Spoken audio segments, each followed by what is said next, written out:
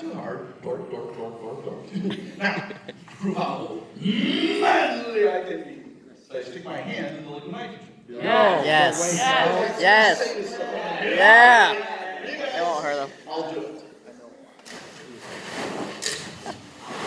Smoke your jacket.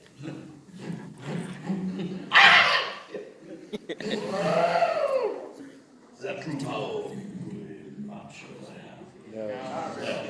My wife did, so she kind of likes it. I just stick my hand in and hold it. No, in, out, fast. You've seen this before. It's called the line frost effect. You ever seen like an old Western movie, cowboy movie with a blacksmith? He's got a red, hot horseshoe. Pounds on the horseshoe. Pounds on the horseshoe. Takes the red, hot horseshoe, tosses in a cold bucket of water. What happens? Instantly boils the water. Remember, minus 321 degrees compared to liquid nitrogen. My hand is like that red hot horseshoe, and it instantly boils the liquid nitrogen. It creates a vapor layer around my hand that protects it. The liquid nitrogen never touched my hand. But if all of y'all had come up here and held me down, kicking and screaming, is that what it is? Kicking and screaming, with my hand in the liquid nitrogen, what I had left, I finally took it out. Nothing, because the hand went for the solid cheddar, just like the flour. I'm mostly made out of water too. In, out, fast. You've also seen the light frost effect before if you've ever held out in the kitchen. Got a nice hot frying pan. You drink cold water on a hot frying pan. Does it immediately hit the frying pan? No. It kind of skitters around on its own steam. That's the light frost effect. All right. Now this next demonstration, we always kind of insert in between the liquid nitrogen and the fire and light. Because sometimes it doesn't work. But it's too much fun not to try. Now, this demonstration, for obvious reasons, is called the blue bottle. Now what I'm going to do, I'm going to take some of that same sodium hydroxide solution you've been using. I'm going to add it to the blue bottle. When I first add it, nothing's supposed to happen. I'm going to ask you guys to help me out and keep an eye on the blue bottle while I start setting up the next demonstration. I'm going to trust you guys to let me know if anything interesting happens. All right, so the next demonstration, this one's called elemental colors. Now the idea is, if you've ever studied anything about the, hold on, let me get over there, let me check. Maybe it's my old eyes, guys, but it still looks blue to me. But I'm sure you'll let me know if something happens. Anyway, so elemental colors. The idea is, all right, let me check again. Give me a second. Stop checking it out. Maybe it's my old eyes, but that still looks blue to me. You won't trick me again. You'll let me know if anything really happens. All right, elemental colors. So the idea is, if you've ever studied anything, It's not. Just leave it on.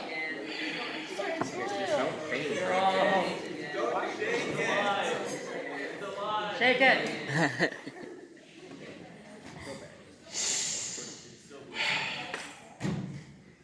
Don't shake it. Look at how I shake it. Look how I stop shaking. It's going to turn Blue. colors. Yellow. So this is another indicator reaction, but it's not an acid-base indicator, it's an oxygen indicator. That blue color comes from a chemical called methylene blue. If you've ever set up an aquarium before, there's a good chance you bought methylene blue at the pet stores. You used to treat a disease that fish get called ick. In an oxygen-rich atmosphere like we live in, about a 22% atmosphere of oxygen, it's that bright blue color. In an oxygen-depleted atmosphere, it turns clear. So the reaction between the sugar solution that was in the flask to begin with and the base that I added, that reaction uses up all the oxygen, so it turns colorless. So why does it turn blue every time I shake it? Because every time I shake it, I'm putting in more oxygen. Then it uses that up, it goes colorless again. All right, now for this one, I need the lights turned off, which sometimes is its own experiment, so they've changed the switches on me. But let's see if we get this to work. I think there's just one now. Maybe. It says off. Thinking about it, maybe. There we go. All right. Just delay. All right. Now, as I was saying, this is called elemental colors. And the idea is, if you've ever studied anything of the stars, the planets, the solar system, just because you're interested in it, maybe you had to for school, or maybe you went to a museum or something, you've heard things, you've read things, you've been told things like the sun is made of a certain amount of hydrogen, a certain amount of helium, a certain amount of iron, a few other elements. Well, there's a natural question that any good students like yourselves ought to have when somebody tries to tell you something like that. And that is, how do they know? I mean, it's not like you can go to the sun and pick up a sample. Well, it turns out when you heat different elements, different molecules up, they give off different characteristic frequencies of light. So you can tell based on the characteristic frequencies what things like the sun, distant stars, and planets and all are made of. Now, if those characteristic frequencies happen to be in the visible range, that means they give off different colors. So demonstrate that what I have here are 6 different metal salts. So I'm going to add some methanol for fuel. We have potassium chloride, we have indium chloride, we have copper chloride, sodium chloride, strontium chloride, and lithium chloride. Now for safety reasons, I'm going to put fuel way over here. And I'm going to take a match. Now when I first light these, you might see blue from the methanol burning. But as the salts heat up, you should see the characteristic colors for each of those metals. You should see violet for the potassium, blue for the indium, green for the copper, yellow for the sodium, orange for the strontium, and nice bright cherry red for the lithium. Now it's going to take a second for them to heat up. I see the violet coming in. The orange is flickering, the yellow is there. But again, the other ones will start coming in more intensely as they heat up. Now you guys have actually observed this phenomenon before. If you got a gas stove at home, what color is the flame on your gas stove? Blue. But if you go camping, you've got a nice wood fire, nice charcoal fire, what color does that burn? Kind of a sort of yellowish, orangish color, like this one, the sodium one, because wood has a fair amount of sodium in it, so it burns that characteristic sodium yellow color. Now this next demonstration, like I said, I'm going to start it and then see if we can tie the two together. This next one actually has some important applications for things like fire safety and fighting forest fires and that sort of thing. This one is called the fire tornado. Now the idea is, if you're a firefighter fighting a forest fire, try and say that 5 times fast. If you're a firefighter fighting a forest fire, a lot of times the fire will start off as just a little tiny fire down at the base of the trees. But if the wind whips up just right, or just wrong, that little tiny fire can quickly get ripped into a vortex that becomes a fire tornado. And that becomes a much more difficult, much more challenging fire to put out, because that can catch the top of the trees, the canopy of the forest on fire, the fire shoots rapidly over the firefighter's head, so they can't really get to it. You've actually observed sort of a related phenomenon to this before. If you've ever taken an empty 2-liter soda bottle and filled it with water and then turned it upside down and spun it around. When you spin that bottle, does water come out faster or slower? Faster. You're creating a hole in the center where the air can enter the bottle without bumping into the water, and the water can exit along the edges without bumping into the air, so you can trade places more quickly. So, similar idea, you're sort of creating a column of hot air, and by spinning it, we're concentrating that column and making it hotter and rise faster, and that sucks in fresh air from the side to feed the flame. If you saw the news last summer about some of the California wildfires, there was a spectacular video of like 7, 8-story tall fire tornadoes just ripping through some of those valleys. It was terrifying. This is a nice domesticated fire tornado, so we've got this one under control. I've got an idea how we can tie these two together. So I'm going to put out the flame in my one big fire dish. I'm going to replace that with a slightly modified fire dish. Now I said before, all of our specialized glassware was prepared by our glassblower, Bill Merca. All of our specialized metal work has been prepared by our machinist, Will Seward.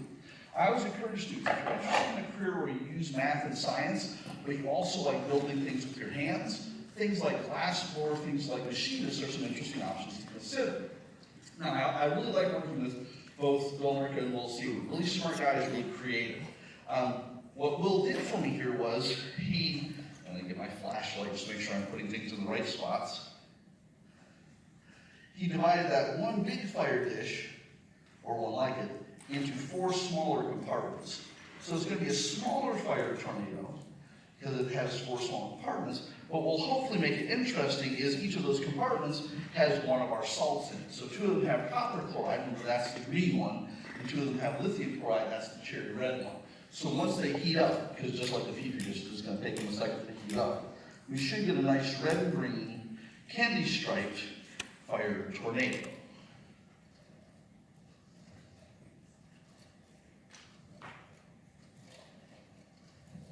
And the flickers of red.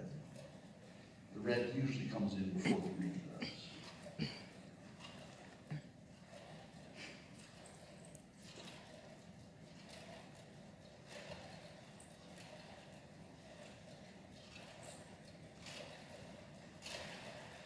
Nice red and green, candy striped fire tornado. Let's try the other direction for a little bit. It's also going to be a chance to rest my voice for a second.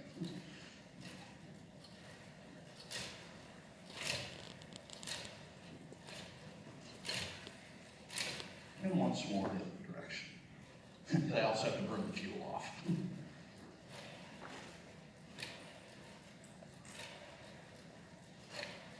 All right. There we go. All right, let's move that out of the way. All right. Now, hey. So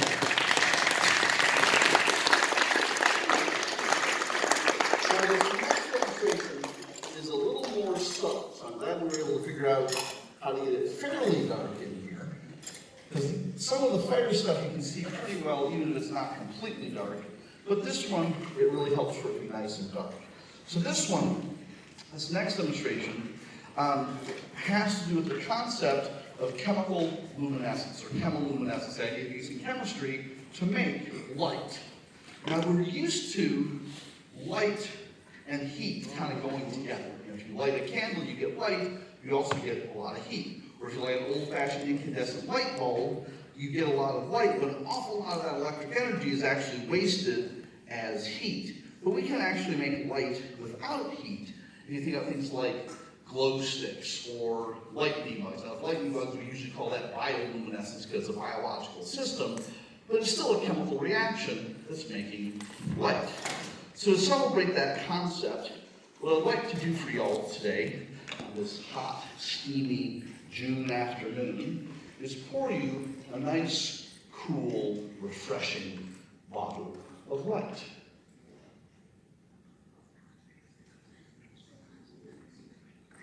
Now, poor Yorick on there's got about a 2-minute lifespan, so we'll let him contemplate his brief existence. This is a luminol reaction. If you've ever watched the old CSI crime shows where they do the blood splatter analysis, that's also a luminol reaction. The difference is I'm using hydrogen peroxide as the oxidizing agent. In the blood splatter analysis, it's the iron in the blood that acts as the oxidizing agent. All right. Let me kind of scoot poor Yorick over here for a second. Well, I set up the next one. Now, this next one is one that we usually use as a safety demonstration for our college students. I got to admit, we're not real creative in naming our safety demonstrations for obvious reasons. This one is called the Big Jug. So, you got a big empty water jug. Now, if we take that big empty water jug, and we'll go to the back here to fade away. And also be a little bit cheap and recycle my match. So if I relight my match, now if I take that relit match and I hold it over my big, empty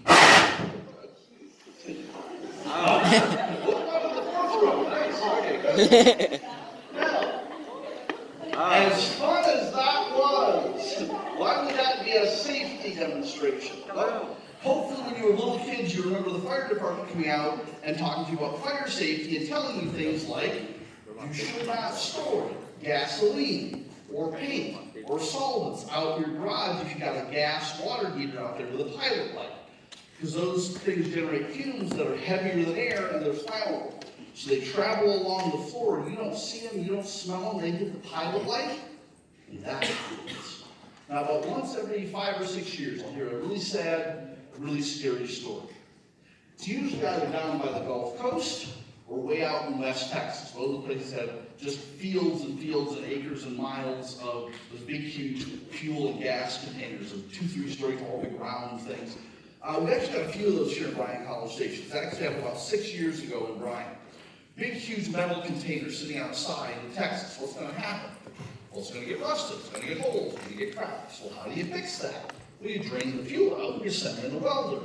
The problem was, they drained all the liquid fuel out, but they didn't get all the fumes. This welder was on top of that 3-story tall fuel container when he lit his welding torch. And that happened. And he survived. He was in the hospital for a really long time. But you've got to be incredibly careful around open flames and volatile solvents. Because you don't know that's going to happen until it happens. All right, for our penultimate, our second to last demonstration, I'd like to do a reaction for you guys that I always tell people I do in honor of one of my favorite old television shows. Maybe you've heard of it before. It's called Mythbusters. Now, if you ever watched the old Mythbusters show, you might recall there was a chemical reaction that kind of had a recurring role on the show, and that was a thermite reaction. So in honor of the guys, we're going to do a little thermite reaction. This requires a little bit of safety equipment. So first I put down a spark pan, then a spark cage. Now, the gentleman left me the $20 bill before. Yeah. You can come up here for just a second because you're tall. I need a second pair of hands to lift something. It's not heavy, but I just need some help. Give me this. Can you come on this side, please? So what we're going to do, you're going to grab the top of one, the bottom of the other, and we're going to try and get it up and over. Looks like you got to open it up a little bit more. Let's see. Okay, open that side. There we go.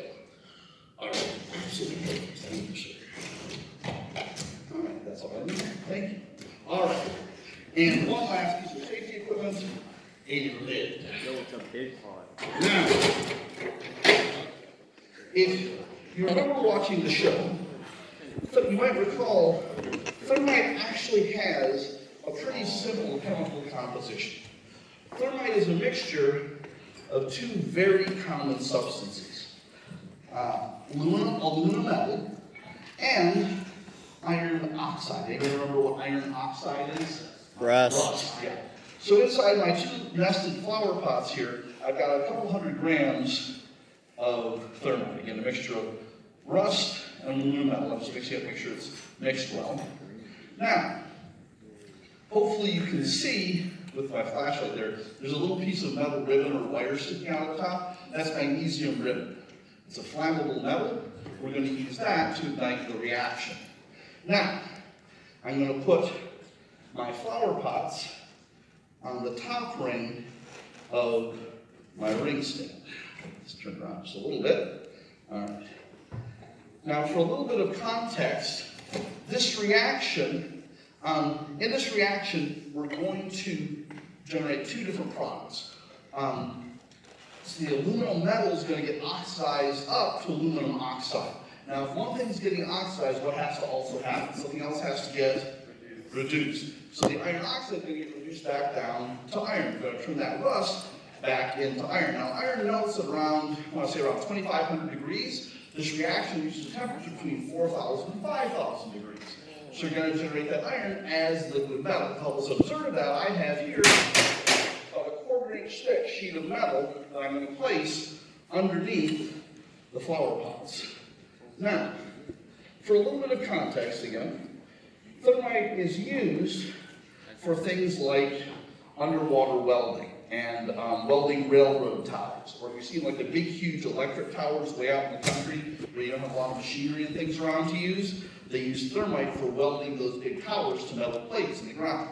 Also, my friends in the military tell me they use thermite grenades for burning down, well, pretty much anything they want to burn down. Or if you've got a big, huge piece of artillery that you can't move, but you don't want it to work anymore, you throw a thermite grenade down the barrel, and it just melts everything inside and basically makes it a 2,000-pound paperweight. All right, now, let me describe what you're about to see, because it should happen fairly quickly. The first thing you're going to see is, when I light it, is the white hot flame from magnesium burning. If you see the 4th of July fireworks with the white sparkly bits in them, one of the ways they make white sparkly bits is by putting in chunks of magnesium. Now, the enemy of this reaction is humidity. And we live in Texas. So sometimes it doesn't go on the first shot. Hopefully we'll get it to go on the first shot. If not, we'll try it again. So what you should see is the magnesium node ignite, the white hot flame will hopefully ignite the thermite on the first try, then you should see the liquid iron come through the holes at the bottom of the flower pot, and got it lined up just right. That should melt the hole straight through that 1/4 inch thick sheet of metal. All right. We'll trouble the torch.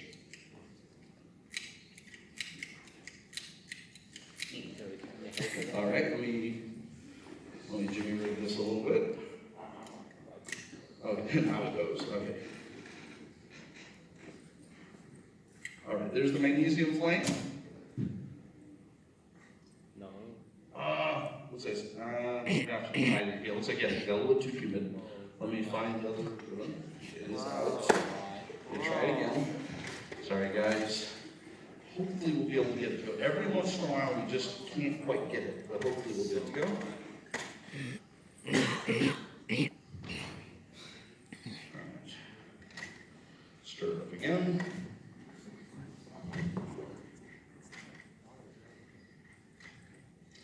All right. I'm hoping we can get it to go. Every once in a while, at a time, I just can't get it to go. Right, magnesium flame. There's the thermite. Woo! Liquid iron straight through. Now again, if it were completely dark in here, I could probably be a newspaper or book just from the glow coming off that liquid metal ingot at the bottom. Now, this is going to be too hot to touch for about 45 minutes to an hour. But I'm going to try and reach in with the tongs and hopefully, without burning myself again, show you that yes, indeed you do. We did melt a nice hole right through that 1/4 inch thick sheet of metal. Now at this point, I am singeing the hair off my knuckles. So I'm going to put this back in here to cool off. And again, if we have time, I've got some cooled off from yesterday. You can see how it turned out. All right, and I believe there were 4 counselors who all told they were going to help me. So if those 4 could please come up here and stand next to the computer desk while I get some safety equipment together. Who volunteered?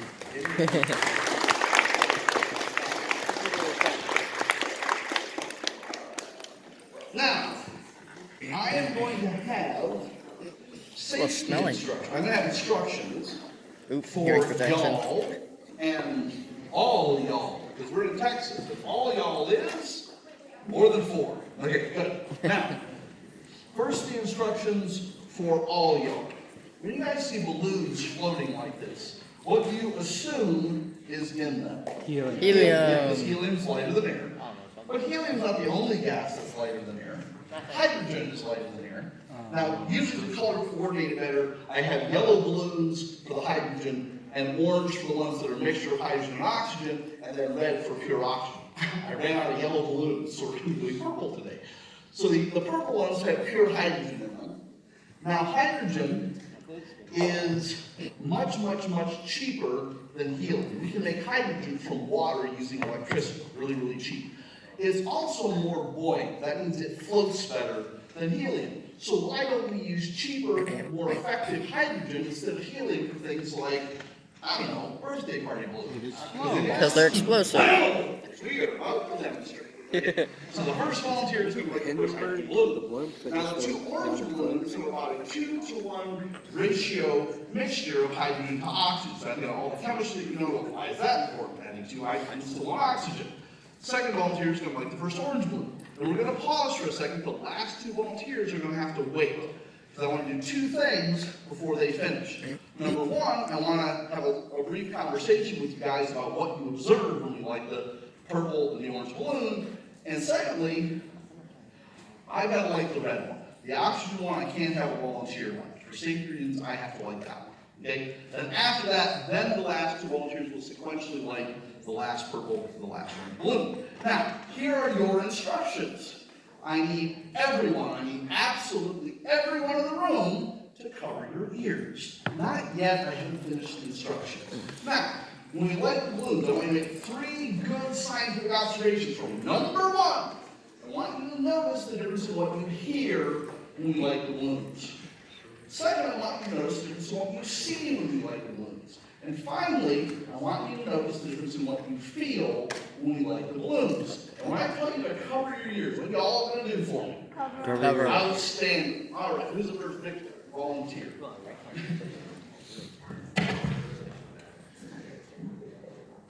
Okay, so go put the earmuffs on. Just so basically be able to hear me. All right. Now, you are going to take the end of this stick with both hands. I'm going to light the candle on this end. You are not going to light that balloon in front of my face. Now, do not touch the balloon. For heaven's sakes, don't light the string. Just come up underneath it and get the flame just close enough so the flame pops the balloon. All right, okay, so you might want to reach one hand up so you can kind of balance it. There you go. All right. Everybody, cover your ears, please. Fire in the hole! Cover your ears, please. Nice. Get out of here. Go back. I I've know. got to say that, guys, if the flame doesn't go out, bring the candle down so I can blow it out. Otherwise, I get a face full of hot wax. Okay. All right. You go ahead and have that next person. Next up.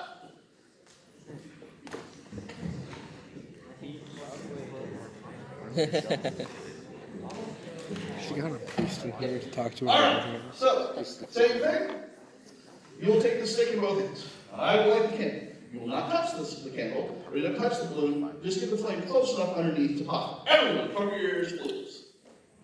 Fire in the hole! Cover your ears, please. A little closer. Closer.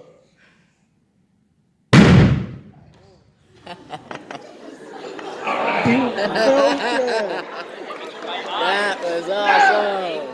Between those two, which one was louder? The orange one. Orange. Now try to remember what you actually saw. Between those two, which one has bigger fire?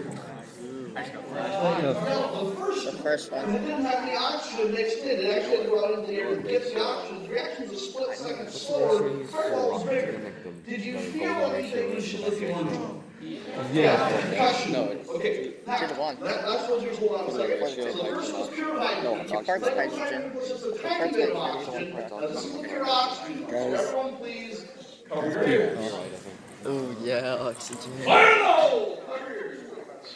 Close your eyes. I'm staring at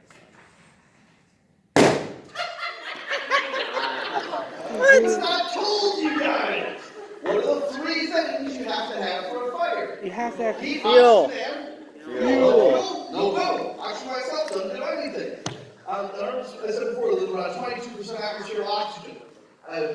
From what my colleagues in that area of chemistry tell me, if you live like 32 or 42% atmospheric oxygen, you couldn't have driven your car or bus or van or whatever over here today, because your tailpipe would have rusted off before you got out of the driveway.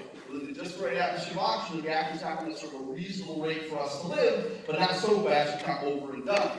Also, you guys may have heard your parents or grandparents talking about way back in the day, you saw people smoke in the hospital, which makes no sense at all. But if there's an oxygen tank, they say you can't smoke in the oxygen tank because it would blow up. It will not blow up. The problem is, in a pure oxygen environment, what's going to happen when a teeny tiny spark hits the sheets, the curtains, anything? Ooh, it's going to burn almost instantly. All right, now that you know what to expect, next volunteer. Any fuel is going to burn faster than oxygen itself. So you got the earmuffs good. Okay, so you're going to put them on. Again, same thing, you'll take the end of the stick in both hands. I will light the candle. Don't touch the balloon, but bring the flame under it, close enough to pop it. Everyone, cover your ears, please. Fire in the hole! Cover your ears, please.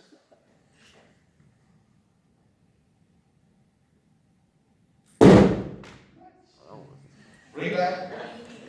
That doesn't leave a marker on your eyes, right? No. That wasn't Bryan. Are you able to cover your other ear? Yeah, and I really got it. Just this one.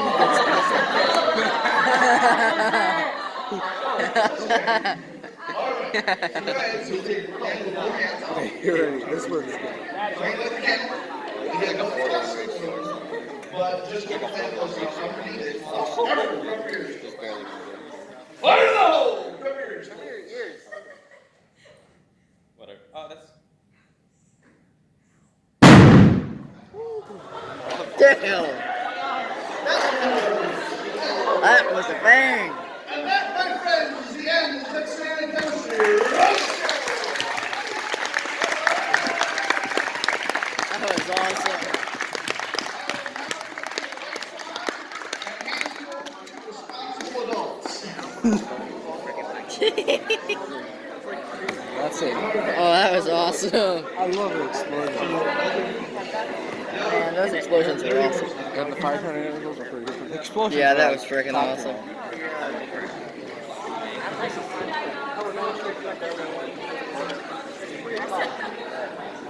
Ready?